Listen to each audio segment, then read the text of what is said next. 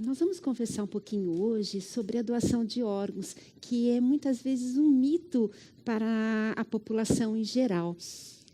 Na realidade, quem pode ser doador? Nós temos a doação em vivo e temos o doador falecido. Uma coisa muito importante que a gente fica muitas vezes em dúvida, o que a gente pode doar em vida? Em vida, eu posso doar um dos rins, eu posso doar parte de um pulmão, eu posso doar parte do fígado e eu posso doar a medula óssea. Uma coisa muito importante quando a gente pensa em doação é que a gente acreditar que a gente pode manter um pouquinho dessa vida do nosso familiar após a morte num outro paciente que está dependendo disso para manter-se vivo. Os doadores em vida, como que a gente... qualquer pessoa pode ser doador em vida, mesmo que você não tenha um parente próximo que esteja precisando de um transplante? Sim. Porém, a gente divide a doação em vida em aparentado, quando você tem um parente, e daí que depende basicamente de você querer fazer este ato de doar, e depende se você tem boas condições físicas. Quais são os parentes que podem estar doando? A gente pode ter os parentes de primeiro grau, como pai, como filho. A gente pode ter os parentes de segundo grau, que são os tios. E a gente pode ter até a terceira e quarta geração das nossas famílias. Porém, se eu tiver algum conhecido que esteja precisando de um transplante renal e eu queira fazer este ato de doação, se eu for compatível, nestes casos, a gente precisa da liberação judicial. E os órgãos que a gente pode doar após a morte? Uma coisa muito importante que causa dúvida, eu preciso doar todos os meus órgãos? Não. A família pode escolher aqueles órgãos que ela quer doar. E, desta forma, eu posso doar os 2 rins, eu posso doar o coração, pulmão, fígado, eu posso doar o intestino, eu posso doar só os tendões, eu posso doar cartilagem e posso doar os ossos também. Outra questão, muitas vezes, que colocam é se a religião ela influencia ou não. E o que cada religião fala? De uma forma geral, todas as religiões elas encorajam essa atitude de preservação da vida, como sendo um ato caridoso, de amor ao próximo e considerando uma decisão individual de cada seguidor, independente do seu crédulo. Outro ponto que é importante, que muitas vezes a gente questiona, existe mesmo uma fila única de espera? Sim. E isso no Brasil ele é muito bem determinado, muito bem seguido, né? De forma que eu considero extremamente seguro. Existe uma decisão do Ministério da Saúde em que você tem todas as diretrizes para cada tipo de órgão. Se a gente vai pensar no doador falecido, o que a gente vê hoje em dia ainda é que, muitas vezes, na hora dessa decisão, que é um momento muito difícil para os familiares decidirem, eles começam a ter vários questionamentos. E quais são os questionamentos principais que a gente tem? Primeiro, aquilo que a gente já comentou, se todos os órgãos precisam ser doados. Não, a família decide qual órgão quer doar. Segundo, o corpo do meu parente vai ser entregue igual, né? Ou vai ser transfigurado, ou vai faltar parte? Não falta. O corpo é entregue em perfeitas condições, lógico, com a cicatriz da cirurgia, mas ele não é entregue desfigurado para a família.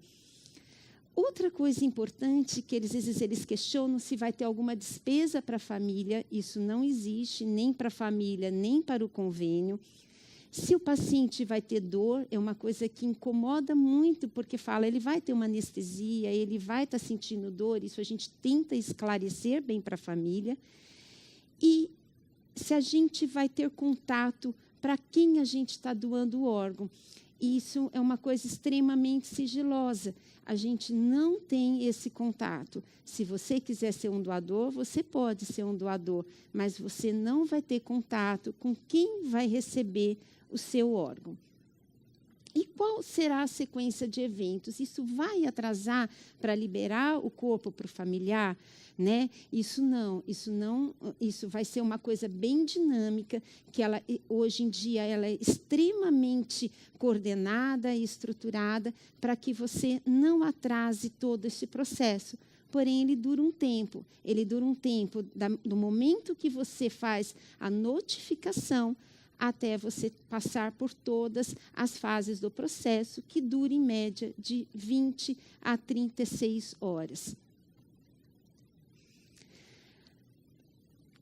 Finalizando, o importante é que nem o doador, nem os seus familiares, eles podem escolher o receptor, exceto na doação em vida, onde já está determinado o doador e o receptor. E a responsabilidade de indicar para quem vai o órgão é da Central Nacional de Doação de Órgãos, com base em todos os critérios, como a gente falou. Então, como isso acontece? Então, eu tenho no hospital, numa terapia intensiva, um provável doador. A partir do momento que você tem, o hospital aborda a família inicialmente e ele vai notificar a OPO, que é o órgão de procuras de órgãos, que aqui em São Paulo nós temos 4 locais responsáveis que vão captar esses órgãos.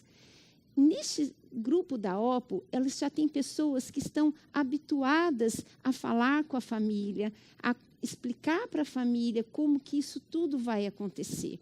E uma coisa importante, a maior parte acaba negando. Hoje, em torno de 44% das famílias que são abordadas, elas recusam a doação, mesmo colocando, porque muitas vezes elas não sabem, naquele momento, se o paciente tinha intenção e acaba não querendo participar de todo o processo. Qual que é o tempo útil para a retirada e para o transplante? Para cada órgão tem um tempo. Alguns, eu preciso retirar o órgão antes do paciente ter a parada cardíaca.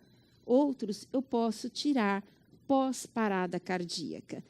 Antes da parada cardíaca, obrigatoriamente é o coração, os pulmões, fígado e pâncreas. E, principalmente, coração e pulmão, eu tenho que fazer o transplante até 4 a 6 horas após a retirada. Fígado e pâncreas, de 12 a 24 horas. Rim, eu posso, até 48 horas, realizar o transplante. Já córnea, ossos e pele, eu posso ficar por um período mais prolongado. Pele e ossos, até 5 anos, eu posso guardar este tecido. Um dos dados importantes para 2016 é que o número cada vez mais crescente de pacientes precisando de órgãos. Porém, eu não estou conseguindo, apesar da melhora que a gente teve no último trimestre, aquilo que efetivamente seria o necessário. O necessário para este ano estimado seriam 16 prováveis doadores por milhão. E nós estamos, nesse trimestre, até o trimestre passado, pelos dados da BTO, em 14 por milhão. Então, tem um passo ainda grande que a gente deve tentar conseguir este ano. Quantos pacientes estão na fila? Nós temos hoje, aqui no Brasil, 33 mil pacientes na fila. Destes pacientes, nós temos para rim, aguardando um rim, 19.700 pacientes, sendo 10 mil pacientes em São Paulo.